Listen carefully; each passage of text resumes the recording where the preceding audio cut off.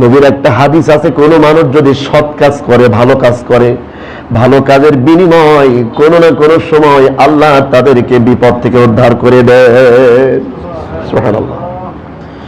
একজন যুবক তিনি আল্লাহর কাছে হাত তুললেন, তিনি তুলে বললেন, ও মালিক, আমি জীবনে একটা ভালো কাজ করেছিলাম। কি ভালো কাজ? আমি একজন রাখাল ছিলাম। আমি সারাটা দিন বকরি চড়িয়ে বেড়াতাম। সন্ধ্যা হলে বাড়িতে গিয়ে সকলের আগে বকরির ওলান থেকে দুধ দহন করে আমার নিজ মায়ের গালে আগে দিতাম। কিন্তু একদিন দেরি হয়ে যাওয়ার কারণে রাত 9টা বেজে গেছে, মা আমার ঘুমিয়ে পড়েছে। সন্তানেরা বলছে, আমাকে দুধ দাও, দুধ দাও, কিন্তু আমার সন্তানদেরকে আমি দুধ দিলাম না। মায়ের শিওরে দুধের পেয়ালাটা নিয়ে দাঁড়িয়ে থাকলাম। মা ঘুমিয়ে গেছে, মাকে ডাক দিলাম না। মার ঘুম যখন ভঙ্গ হবে মাকে তখন দুধ খেতে দিব। এইভাবে আমি দাঁড়িয়ে থাকলাম। রাত 12টা বাজলো, 1টা বাজলো, 2টা বাজলো, 3টা, 4টা, ফজরের আজান পর্যন্ত দাঁড়িয়ে থাকলাম। ফজরের আজান যখন হলো, মা আমার ঘুম থেকে উঠলো। মাকে আমি দুধ খাইয়েছি। মা আমার জন্য তোমার কাছে আসমানের দিকে হাত তুলে দোয়া করেছিল। সুবহানাল্লাহ। ও মালিক, তোমার নবীজি বলেছে, হুমা জান্নাতুকা ওয়ান নারুকা, মা বাপ তোমাদের জাহান্নাম, মা বাপ তোমাদের জান্নাত।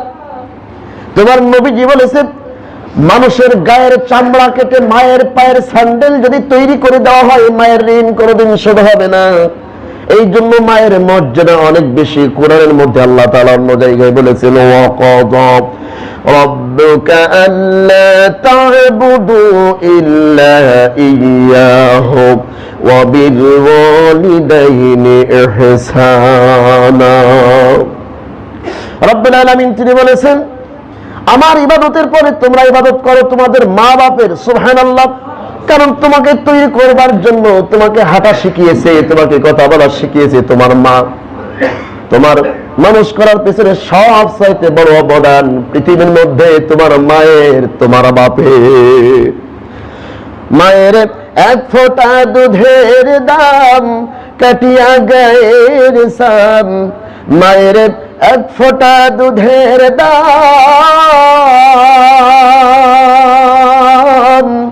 মায়ের এক ফোঁটা দুধের দাম কাটিয়া গায়ের সাম।